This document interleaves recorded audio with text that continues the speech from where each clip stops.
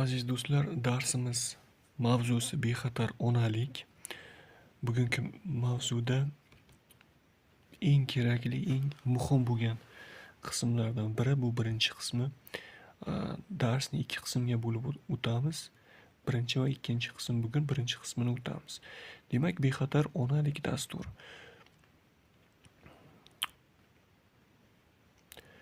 Bexatar onalik dasturi ushbu taqdimot bexatar onalik dasturi doirasida samarali antinatal parvarishning asoslari hamda somatik kasalliklari bo'lgan ayollarni olib borishga qaratilgan. Maqsad ona va bola salomatligini yaxshilash. Bexatar onalik ushbu dastur Jahon sog'liqni saqlash tashkiloti tomonidan ilgari surilgan onalar va go'daklar o'limini kamaytirishga qaratilgan chora va dasturlarni o'z ichiga oladi.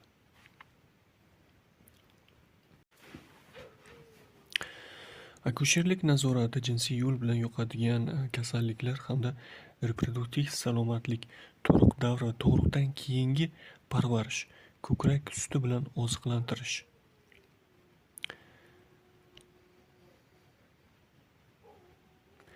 Prezident qarorlaridan fuqarolarning reproduktiv sog'lig'ini muhofaza qilish to'g'risidagi qonun O'zbekiston Respublikasi Prezidentining 2023-yil 8-sentyabrdagi Prezident qarori 296 sonli qarori onalar va bolalar salomatligini muhofaza qilish, aholining reproduktiv salomatligini mustahkamlash chora-tadbirlari to'g'risida O'zbekiston Respublikasi Prezidentining 2025-yil 19-maydagi respublikada sog'liqni saqlash tizimini va aholiga tibbiy xizmat ko'rsatish tamoyillarini takomillashtirish orqali sohani isloh qilishni izchil davom ettirish chora-tadbirlari to'g'risidagi 88-prezident farmoni ijrosini ta'minlash maqsadida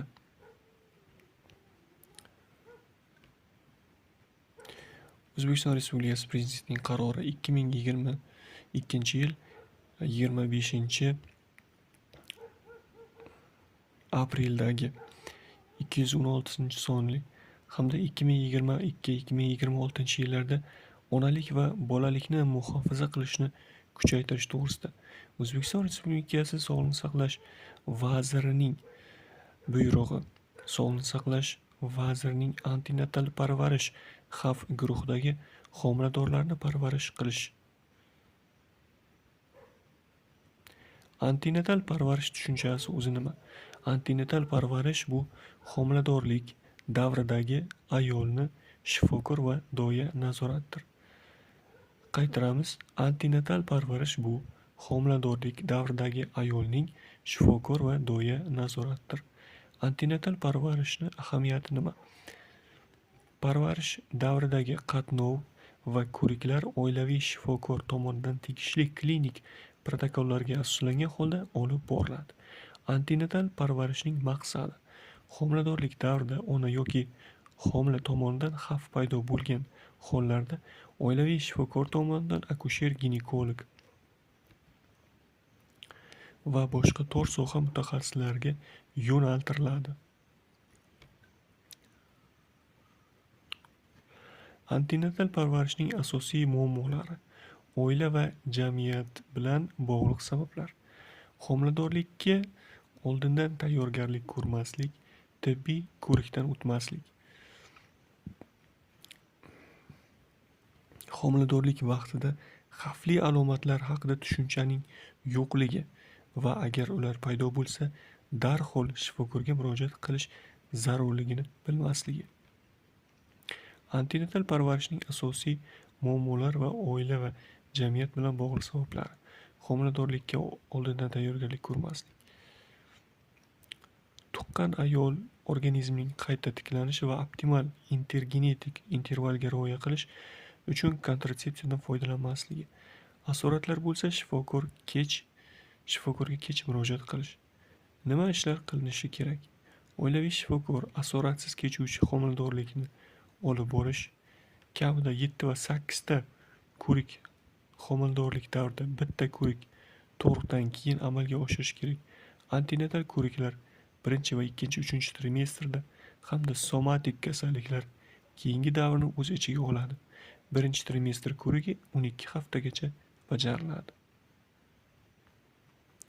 Birinchi trimestr ko'rigi 12 haftagacha bajariladi. Homiladorlarning erta davrda shifokor ko'rigi bilan qamrash, kerakli tekshiruv va tahlillarni o'z vaqtida o'tkazishga va homiladorlik davrida uchrashi mumkin bo'lgan xavf omillarini erta aniqlash uchun muhim. Antenatal tashriflar soni. Tashriflar soni va homiladorlik davomiylik haftalarida. Birinchi trimestr va birinchi tashrif. Birinchi tashrif bu 12 haftagacha. Ikkinchi tashrif 18 va 20 haftalar ichida. Bu bo'lishi mumkin 18-hafta, 19-hafta va 20-hafta. Uchinchi tashrif 26-hafta. Demak, birinchi trimestrda bitta tashrif bo'ladi, ikkinchi trimestrda ikkita tashrif bo'ladi. Uchinchi trimestrda jami 5 ta tashrif bo'ladi. Demak, ikkinchi trimestrda 18 va 20-haftalar ichida bitta tashrif bo'lishi kerak. Uchinchi tashrif esa 26-haftada bo'ladi. Shu bilan uchinchi trimestrga o'tiladi. Uchinchi trimestrda 4-tashrif bu 30-haftada. 5-tashrif esa 34-haftada. 6-tashrif 36-haftada. 7-tashrif 38-haftada va 8-tashrif bu 40-haftada. Tug'ruqdan keyingi davr. 9-tashrif tug'ruqdan so'ng. Shifokorga har bir tashrif asosli samarali bo'lishi shart. Homilador ayollarni oilaviy poliklinikada olib borish dasturi. Onalar va bolalar salomatligi 2024 va 2026-yillar. Dastur qishloq joylarda patronaj xizmatini kengaytirish, anamnez yig'ish, shikoyatlari va umumiy holatni baholash, fizikal tekshiruv, laborator tashxislash, instrumental tashxislash, boshqa tashxislash usullari.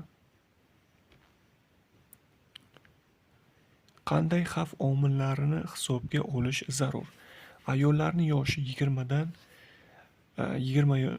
yoshdan yosh bo'lishi 35 dan katta.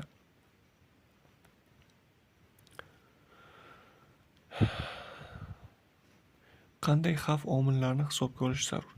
Ayolning yoshi 20 yoshdan past bo'lishi yoki 35 yoshdan katta bo'lishi. Tug'ruqlar pariteti yuqori bo'lganlar 3 va undan yuqori. Tug'ruqlar oralig'i qisqa. Egiz homila. Yordamchi reproduktiv texnologiyalarni qo'llash yo'li bilan bo'lgan homiladorlik.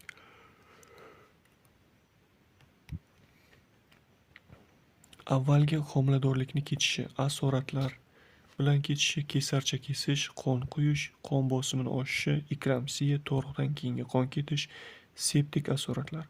Homilaning antenatal davrida tug'ruq jarayoni yoki tug'ilgandan keyingi 7 kun davomidagi o'limi.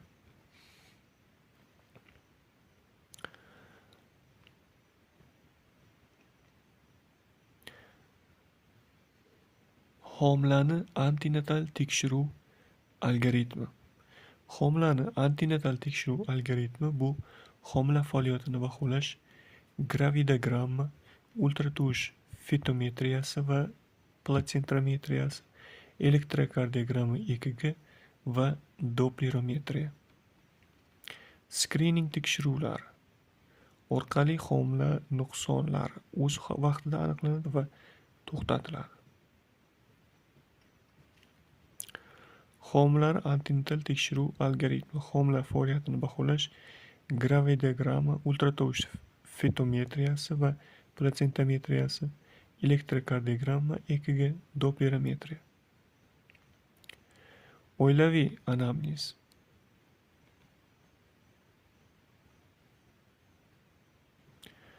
Qandli diabet, qon bosimini oshishi, semizlik, irsiy kasalliklar, bolalarning o'sishi va rivojlanishidagi nuqsonlar, qarindoshi bilan turmush qurganligi, surunkali kasalliklar, qandli diabet, oshqozon ichak tizimi kasalliklari, gepatit, asab tizimi kasalliklari hamda D nazoratga olinganligi.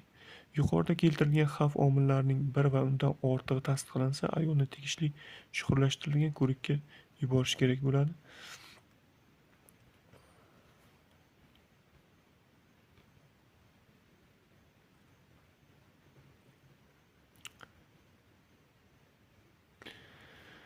Yordamchi reproduktiv texnologiyalarni qo'llash yo'li bilan bo'lgan homiladorlikda muolaja o'tkazilgan muassasa tomonidan shartnomaga ko'ra homiladorlikni kechishi va talab qilinadigan tekshiruv va muolajalar o'tkaziladi. Bunda oilaviy shifokor homiladorlik kechishi va tug'ruqdan keyingi davrni monitoring qiladi, tegishli skrining va laboratoriya tekshiruvlarini rejaga ko'ra amalga oshiradi. Birinchi trimestrda o'tkaziladigan klinik va laboratoriya tekshiruvlari 12 haftagacha bo'lgan birinchi ko'rikda o'tkaziladigan tekshiruv va tahlillar ayolning tana vazni indeksi, qon bosimi, ko'krak bezlarining holati, ginekologik ko'rik, chanoqning tashqi o'lchamlarini olishdan iborat. Qonning umumiy tahlili, qonning biokimyoviy tahlili, qon guruhi, rezus omil, orttirilgan immunitet tanqisligi testi, gepatit B, C, zaxm, qonda treponema pallidumni aniqlash yo'li bilan bajariladi va peshob tahlillari o'tkaziladi. Skrining. Ultratovush skriningi homilaning bo'yin sohasi qalinligi, qonda A oqsili va Hgacha inson xolinining gonadotropin miqdorini o'lchash. Skrining tekshiruvlari natijalarida o'zgarishlar qayd etilganda ayolni akusher, ginekolog va tor mutaxassislar tomonidan konsilium qilinishi kerak. Bunda aniqlangan omillarning ayol va homila sog'lig'i va hayotiga bo'lgan xavfi baho berilib, homiladorlikni to'xtatish masalasi ko'riladi. Qonning umumiy tahlilini kamqonlikni erta aniqlash, tavsiya qilingan davolashni o'z vaqtida boshlash va homilani yaxshi rivojlanishi uchun muhim tahlil hisoblanadi.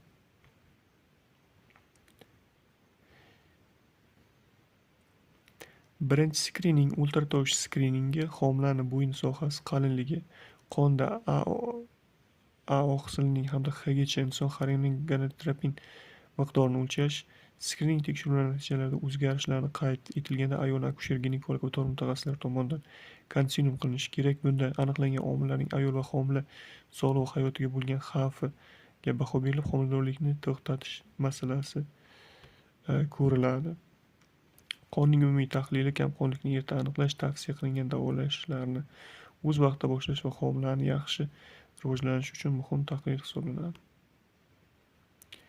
Ikkinchi skrining. Ultratovush tekshiruvchi homilani rivojlanishi muddatiga mos yurak urishi va harakatlarni qayd qilish uchun o'tkaziladi. Qon va umumiy tahlil natijasida o'zgarishlar aniqlansa, tor mutaxassislar ko'rigiga yo'naltirish lozim.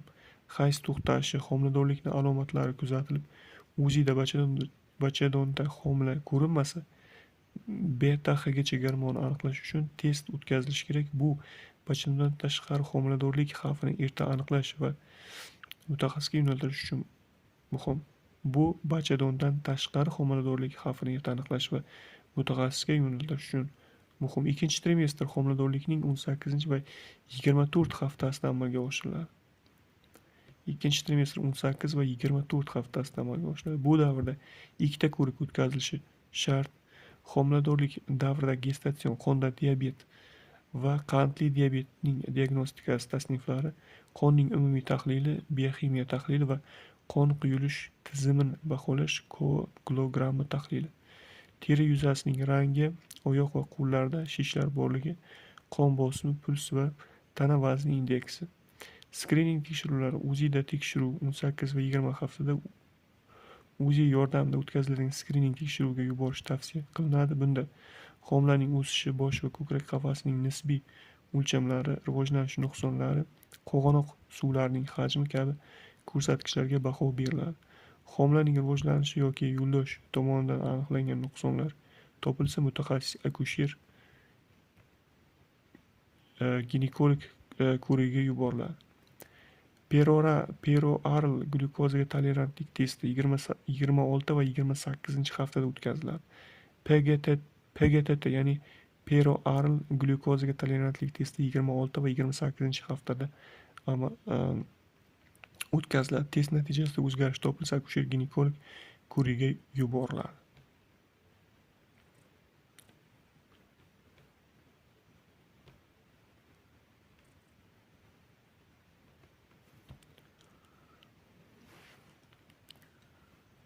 Shu bilan birinchi qism o'z nihoyasiga yetdi.